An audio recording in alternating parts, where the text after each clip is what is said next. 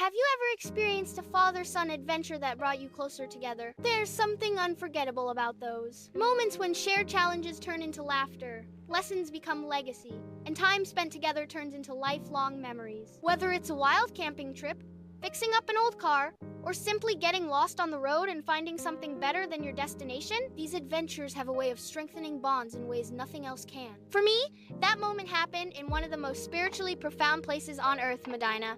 It wasn't just a trip, it was a journey of the heart. As a father, I've always hoped for meaningful moments that would leave a lasting impact on my son, not just memories, but lessons, values, and a deep connection. Madinah gave us exactly that. From the peaceful serenity of the Prophet's Mosque to the quiet conversations during our early morning walks, this wasn't just an adventure across miles sent. It was a shared pilgrimage that deepened our bond, sparked important conversations, and brought a new kind of closeness between us. Planning a trip to Medina, especially one meant to create a meaningful father-son experience, wasn't as simple as booking flights and packing bags.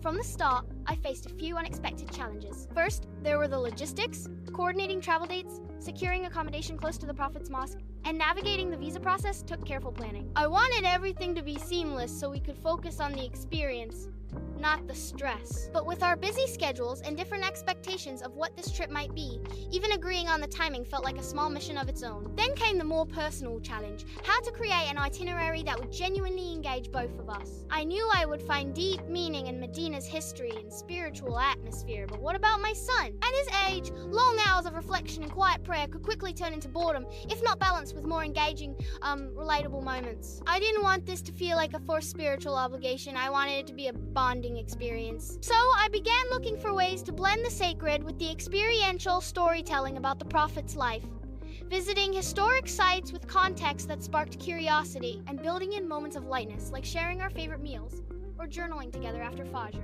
under the stillness of the early morning sky. Overcoming these early hurdles was the first step in the journey, and as it turned out, it made everything that followed even more meaningful. Once we arrived in Medina, all the stress of planning seemed to melt away. The city greeted us with a sense of peace that's hard to put into words of calm, that settled over both of us the moment we stepped into its quiet streets. Our day started early. Fajr at the Prophet's Mosque was unlike anything we'd ever experienced. Walking barefoot on the cool marble, surrounded by people from all over the world, my son and I stood side by side in prayer.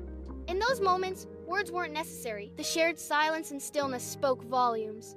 After prayers, we'd often just sit together in the courtyard, watching the sun rise over the minaret. It became a daily ritual, a time for reflection, soft conversation, and occasionally playful banter.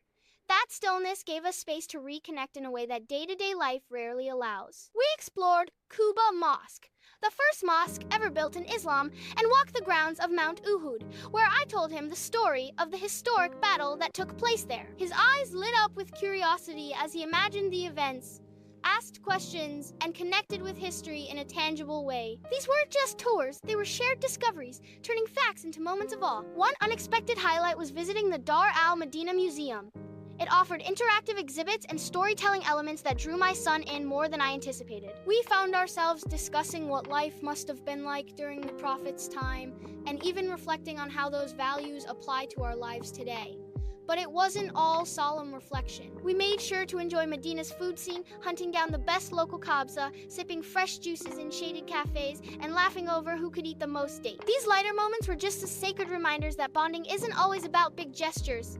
Sometimes it's in the joy of shared meals and inside jokes. One evening, after Maghrib, we walked back to our hotel slowly, under the soft glow of streetlights. My son looked up at me and said, "I'm really glad we did this." That single sentence made every challenge worthwhile. Out of all the beautiful moments we shared in Medina, there's one that will stay with me forever. It happened during a quiet afternoon inside Rauda, the sacred area between the Prophet Muhammad's PBUH home and his pulpit, described as a garden from the gardens of paradise. We had lined up early, and after waiting patiently, we finally stepped onto the green carpet.